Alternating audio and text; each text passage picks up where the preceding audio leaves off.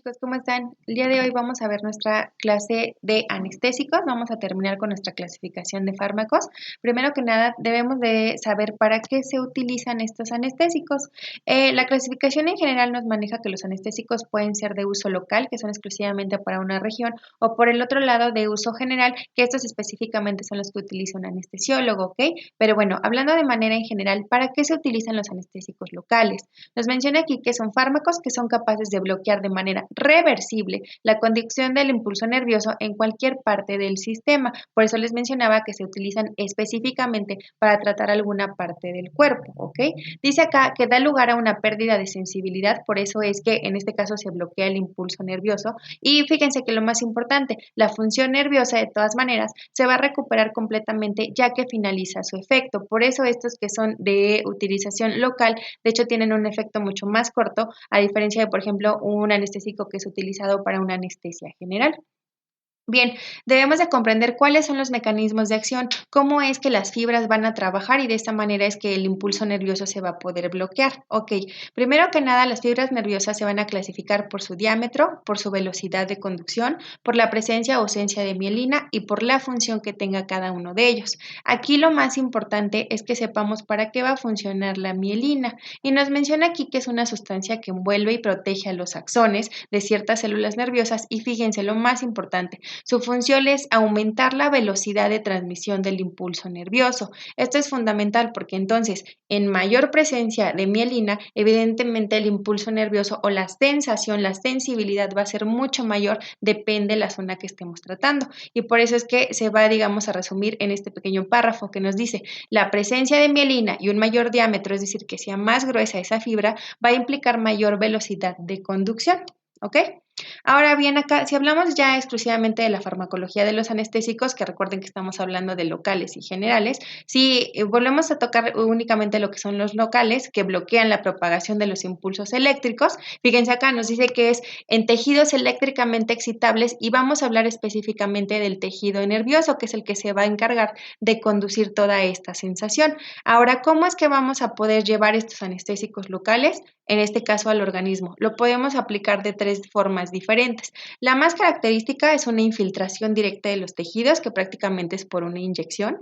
La segunda lo podemos llevar de forma o aplicación tópica. Se recordarán alguna vez cuando hablamos de los excipientes, la vaselina va a ser lo que le va a dar la consistencia cremosa, pero de todas maneras va a estar contenido ahí lo que es el anestésico. Y por último, y hace referencia a la imagen que están observando aquí en pantalla, nos habla de administración endovenosa, que de hecho es una de las más eficientes, puesto que el anestésico está ingresando directamente a lo que es el torrente sanguíneo, ¿ok? Bien, ahora, si hablamos por otro lado en los tipos de bloqueos, depende el número de nervios que estemos trabajando o tratando, hablamos de bloqueo superficial, de un solo nervio y de un grupo de nervios. ¿Cómo lo vamos a clasificar? Y de hecho les estoy colocando aquí imágenes para que sea un poco más gráfico de que lo puedan entender. Si hablamos de un bloqueo superficial, hablamos de anestesia tópica, que prácticamente hace referencia a nuestra imagen número 1. Se lleva exclusivamente, por lo general es en crema, y lo único que va a hacer es que esa zona es la que va a perder esa sensación, se va a bloquear exclusivamente esa zona, ¿ok? Por otro lado, si empleamos ahora un solo nervio, hablamos de un bloqueo nervioso y prácticamente hace referencia a lo que son bloqueos periféricos, nuevamente de una zona pero ya más extensa. Por ejemplo, aquí en su imagen número 2 habla del bloqueo del nervio ciático y si observan esta imagen está hablando de la parte posterior, de lo que es la pierna, para que puedan observar de esta manera cómo es que se va a llevar a cabo el bloqueo, ¿ok? Y si hablamos ahora ya de un grupo de nervios, es decir, que queremos bloquear una zona todavía mucho más grande, o en este caso puede ser la médula espinal, hablamos de un bloqueo de plexo, un bloqueo epidural o un bloqueo subaracnoideo. Y fíjense, hace referencia a esta tercera imagen, que prácticamente es donde ya se va a llevar a cabo, pues puede ser el bloqueo de la mitad del cuerpo, ¿ok? Entonces este ya es un bloqueo mucho más fuerte. Bien, ahora en cuanto a los métodos de cómo poder colocar este tipo de anestésicos, si hablamos de los locales, nos dice que aquí adormece solo una pequeña zona específica del cuerpo, ¿ok? Dice acá, se puede aplicar, como los dice aquí en las imágenes, por una inyección, por aerosol, que lo utilizan mucho los dermatólogos, o puede ser en forma de ungüento. Cualquiera de estas formas únicamente van a bloquear específicamente esa zona. Y dice acá bien importante, la anestesia local dura poco tiempo y suele usarse para procedimientos menores en pacientes ambulatorios. ¿Qué quiere decir esto, chicos? Que prácticamente este tipo de anestesia se va a utilizar en procedimientos cortos y que sobre todo no requieren de que el paciente se quede hospitalizado, ¿ok? Es decir, si se van a llevar a cabo todas las medidas, obviamente, de seguridad para que en este caso el procedimiento sea exitoso y evidentemente no tenga complicaciones. Sin embargo, el paciente no requiere de quedarse hospitalizado. En este tipo de procedimientos únicamente es que se puede utilizar un anestésico local, ¿ok? Por otro lado, ya pacientes que ya requieren de otro tipo de procedimientos y que sí requieren de hospitalización, hablamos ahora, por ejemplo, de lo que es una anestesia regional. Nos dice acá que el medicamento anestésico se inyecta cerca de un grupo de nervios y adormece una extensa área del cuerpo. Aquí yo les coloqué como ejemplo lo que es las epidurales. Estas se administran en mujeres que están en trabajo de parto y evidentemente aquí lo que va a bloquear es prácticamente de la zona del abdomen hacia abajo, entonces se bloquea toda esta región, de hecho de ahí viene su nombre. Ojo, este tipo de anestesia regional también se puede combinar ya después con una general. Por ejemplo, si tuvieran que realizar algún otro procedimiento de urgencia, el anestesiólogo, que es el especialista encargado de realizar estos procedimientos, está capacitado para de una anestesia regional llevarlo a una general y continuar con el procedimiento, ¿ok? Y entonces nos vamos a lo que es la anestesia general. Nos dice acá que como definición es una intoxicación reversible del sistema nervioso central. Fíjense, produce inconsciencia, analgesia, o sea que no hay dolor, relajación muscular, por eso ustedes ya no están controlando todos sus movimientos, pero fíjense, todo esto debe de mantener el equilibrio de las funciones vitales. ¿Quién mantiene ese equilibrio? El anestesiólogo. Uno bajo anestesia general ya no controla específicamente lo que es la respiración ni el latido cardíaco, ya no controla absolutamente nada de esas funciones. El que los tiene que regular y mantener en control durante toda la cirugía es el anestesiólogo. Entonces vean qué importante es aplicar este tipo de anestésicos, ¿ok? Dice acá, se pueden administrar a través de vía intravenosa o también pudiera ser a través de la inhalación de gases o vapores, que también ya habíamos visto que es otro medio de absorción de los fármacos. ¿Ok?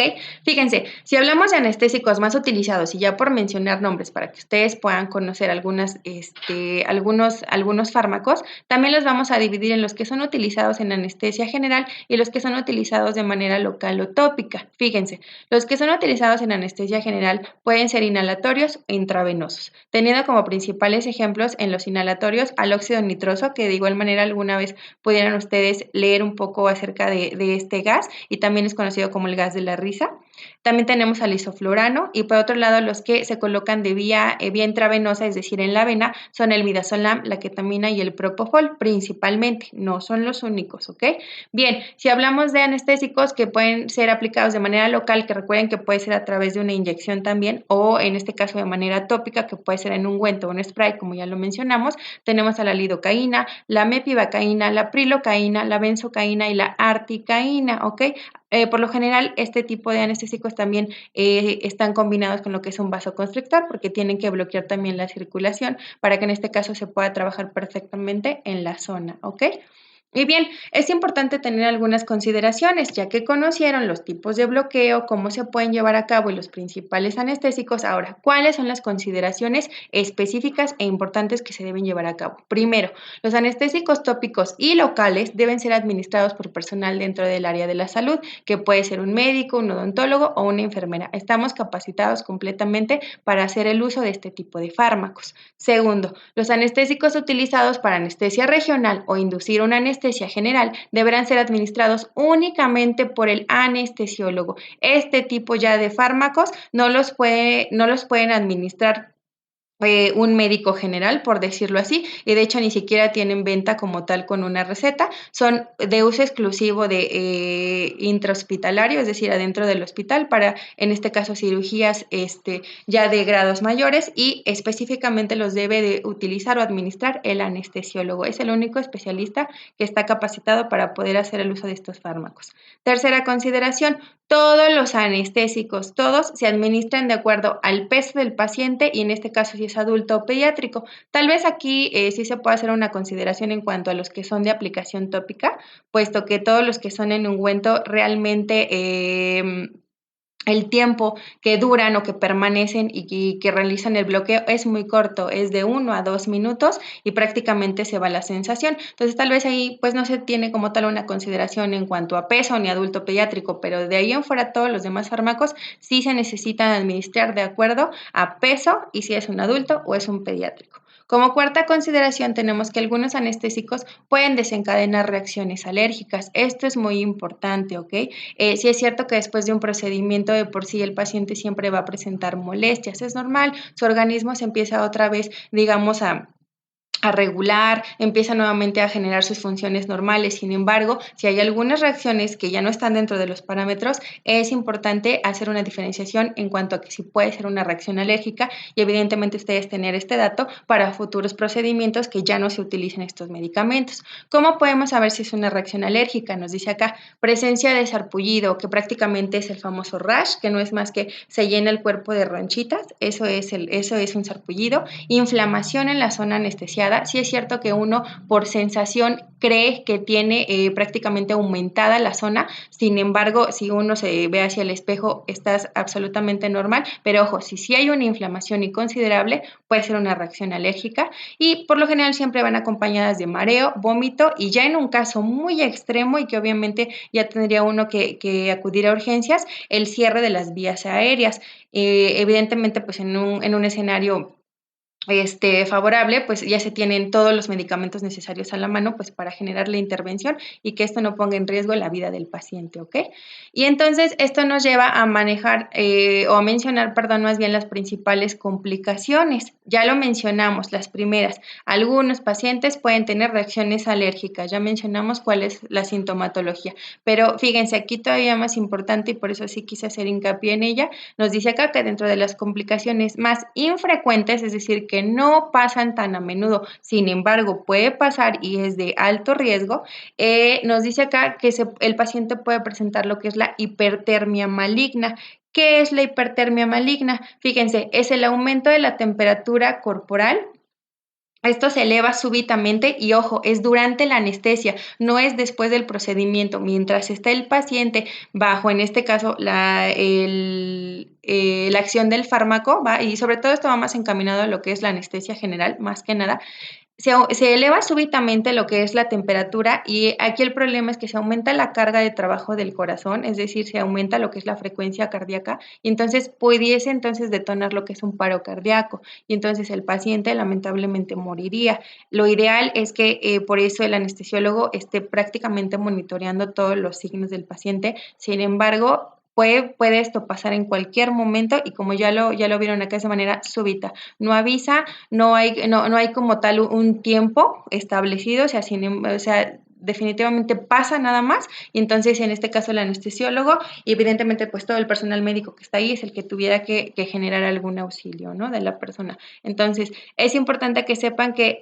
hablando de específicamente de estos fármacos que son los anestésicos, pues básicamente hay que tener mucho cuidado, hay que seguir las indicaciones, hay que tomar especificaciones en cuanto a peso, en cuanto a un paciente adulto, un paciente pediátrico y sobre todo que no todos los anestésicos los puede en este caso utilizar o aplicar cualquier personal que esté dentro del área de la salud. Hay especificaciones, si bien es cierto que los pueden manejar médicos, odontólogos y enfermeras, pero algunos de ellos que ya requieren, pues vaya, de mayor vigilancia, que tienen un grado de complejidad mayor, sí ya son necesarios que en este caso prácticamente el anestesiólogo sea el único especialista que los lleve al organismo, ¿ok?